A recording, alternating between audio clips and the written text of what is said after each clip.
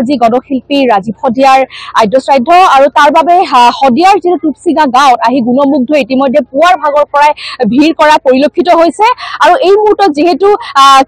কেইবাজনো ব্যক্তি আহি উপস্থিত হৈছে অখিল গগৈ উপস্থিত আছে তাৰ লগতে কেইবাজনো গণ্যমান্য ব্যক্তি আহি উপস্থিত আছে মহেন্দ্ৰ হাজৰিকা আহি উপস্থিত হৈছে লগতে এটা কথা ক'ব লাগিব জয়ন্ত আজি যিহেতু অসমৰ বিভিন্ন প্ৰান্তৰ পৰা সহস্ৰাধিক লোক গুণমুগ্ধ সকলে যাতে আদ্য শ্ৰাদ্ধত আহি উপস্থিত হ'ব আৰু লক্ষাধিক লোক হ'ব বুলি ইতিমধ্যে আশা কৰা হৈছে আৰু এই মুহূৰ্তত যেহেতু মই দেখুৱাম টুপচিঙা গাঁৱৰ পৰিৱেশ বিশেষকৈ পুৱাৰ ভাগৰ পৰা যেহেতু ভোজৰ আয়োজন চলি আছিলে জয়ন্তৰ এই মুহূৰ্তত যেটা দেখা পোৱা গৈছে এনেদৰে খোলা হিচাপত এনেদৰে বনাই দিয়া হৈছে কাউণ্টাৰ বনাই দিয়া হৈছে যে যি গাঁৱৰ পৰা আছিলে অসমৰ বিভিন্ন প্ৰান্তৰ পৰা যিসকল লোক আহিব সকলোৰে এটা খোলা ইয়াত এনেদৰে ভাগে ভাগে বনাই দিয়া হৈছে নিজৰ নিজৰ খোলাত আছিলে নিজৰ ভাৱে তেওঁলোকে এনেদৰে যিটো চব্জি কটা বচা যি সকামৰ বাবে বা যি ভোজৰ বাবে যি লাগিব সেয়া কিন্তু সকলো কটা বচা প্ৰস্তুতি চলাই আছে যিহেতু ৰন্ধা বঢ়াৰ যি প্ৰস্তুতি সেয়া কিন্তু ইতিমধ্যে হৈ গৈছে আৰু ইতিমধ্যে ভোজৰ বাবে সকলোৱে সাজু হৈছে বুলি ক'ব লাগিব জয়ন্ত আৰু পুৱাৰ ভাগৰ পৰাই যেহেতু এনেদৰে সকলো শ ৰাইজ আচলতে লক্ষাধিক ৰাইজ আজি আহিবলৈ উপস্থিত হ'ব আৰু শ ৰাইজ আহি ইতিমধ্যে উপস্থিত হৈছে সেই কিছু সময়ৰ পিছত ভকত বৈষ্ণৱৰ যি আচলতে আদ্য শ্ৰাদ্ধৰ পৰা গায়ন বায়নৰ পৰা আৰম্ভ কৰা হ'ব গায়ন বায়নৰ পিছত যিহেতু আদ্য শ্ৰাদ্ধৰ যি কাম সেয়া কাম কাজখিনি আগবঢ়াই লৈ যোৱা হ'ব ভকত বৈষ্ণৱৰ দ্বাৰা যি শ্ৰদ্ধাঞ্জলি জ্ঞাপন কৰিব তাৰ লগতে যি সকাম সেই সকামখন আয়োজন কৰা হ'ব আৰু সকামৰ পোনে পোনে কিন্তু ভোজত সকলে লাগি পৰিব আৰু ভোজৰ বাবে যিহেতু ইতিমধ্যে আয়োজন চলোৱা হৈছে মই পোনে পোনে যিটো খোলাত যিসকল লোক আছে মই ক'ৰ পৰা আহিছে বা কেনেদৰে কি কাম কৰিছে তেওঁ জানিবলৈ যত্ন কৰিম আপোনাৰ ওচৰলৈ আহিছো ক'ৰ পৰা আহিছে আমি বৰজিয়া গাঁও শদিয়া হয় ভোজৰ বাবে ইতিমধ্যে কেনেধৰণে আয়োজন কৰিছে আমাৰ ইতিমধ্যে 30% হৈ গ'ল অলপ 12টা বজাত 11টা বজাত আমি সকলো বস্তু বনাই মেলি ৰাইজক একদম খুৱাব পৰা অৱস্থাত আছো আশা কৰা হৈছে আজি সহস্ৰাধিক ৰাইজ ইতিমধ্যে ওলাই আহিছে আৰু লক্ষ লক্ষ লোক হ'ব বুলি আশা কৰা হৈছে জাতিৰ মাটিৰ গায়ক ৰাজীৱ শদিয়া ৰাইজৰ লগতে অসমৰ সকলো ৰাইজৰ সকলো শ্ৰেণীৰ ৰাইজৰ বুকুৰ কলিজা মুঠো গতিকে এইখনে প্ৰথম আৰু শেষ শ্ৰাদ্ধ হ'ব অসমত আৰু ভৱিষ্যতে আমি চাগে দেখা নাপাম আৰু দেখাও নাছিলোঁ গতিকে এই শিল্পীজনক সঁচা হৃদয়েৰে আজি ইয়াত সমবেত হ'বহি অসমৰ বিভিন্ন প্ৰান্তৰ পৰা গতিকে তেওঁলোকক এমুঠি অন্ন দিবৰ যিটো ব্যৱস্থা আমি ৰাজহুৱাভাৱে কৰিছোঁ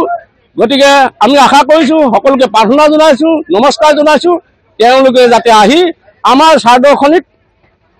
পদাৰ্পণ কৰি পদধূলা দি পৰিয়ালটিৰ লগতে শদিয়াবাসীৰ লগতে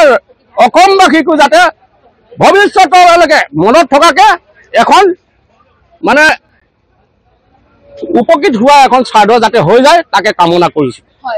নিশ্চয়কৈ জয়ন্ত যিহেতু মই পোনে পোনে কিছু আগলৈ যাবলৈ যত্ন কৰিম যিহেতু আজি সহস্ৰাধিক লোক লক্ষ লক্ষ লোক আহি উপস্থিত হ'ব ইতিমধ্যে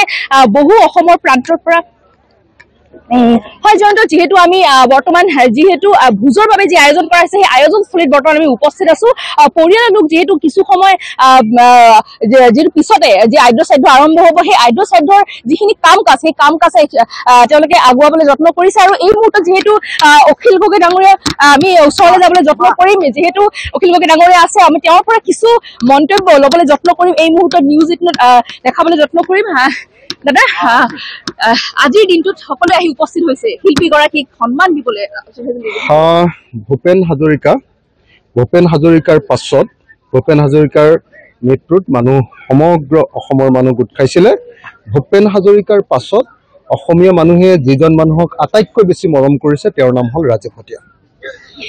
আৰু কা আন্দোলনে ভাবিছিলে যে কা আন্দোলনৰ জৰিয়তে অসমীয়া জাতিৰ জাতীয়তাবাদ অসমীয়া জাতিৰ প্ৰগতিশীলতা ধ্বংস হৈ গ'ল অসমীয়া জাতি আৰু থিয় হ'ব নোৱাৰিব কিন্তু ৰাজীৱ শদিয়াৰ মৃত্যুৱে আকৌ এবাৰ অসমীয়া জাতিক উদ্বেলিত কৰি তুলিলে আজি সেইকাৰণে হাজাৰ হাজাৰ লাখ মানুহ ইয়াত আহি উপস্থিত হ'ব ভূপেন হাজৰিকা ডাঙৰীয়াৰ মৃত্যুৰ পাছৰ এইটো দ্বিতীয় সৰ্ববৃহৎ ঘটনা অসমত সংঘটিত হ'বলৈ গৈ আছে আৰু এইটোৱে প্ৰমাণ কৰিলে যে অসমীয়া জাতীয়তাবাদ অসমীয়া জাতিৰ প্ৰগতিশীলতা আৰু অসমৰ জনতাৰ মৃত্যু নহয়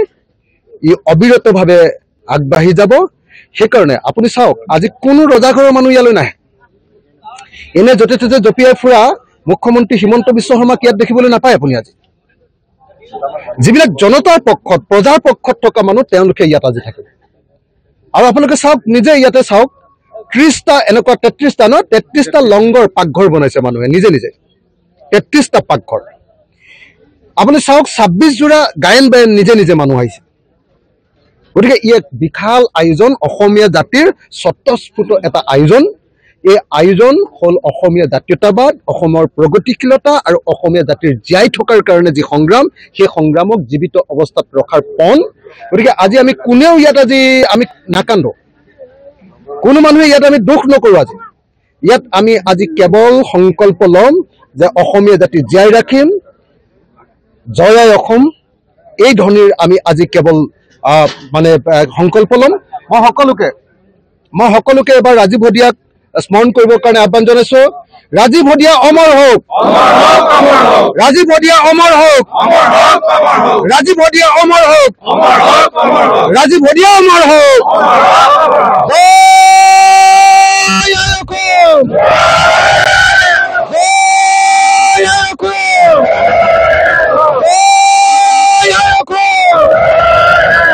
ধন্যবাদ আপুনি বিচৰা বাতৰি পাব কেৱল নিউজ 18 এপত নিউজ 18 এপ ডাউনলোড কৰিবলৈ স্ক্যান কৰক এই QR কোড গুগল প্লে ষ্টৰতো পাব এই নিউজ 18 এপ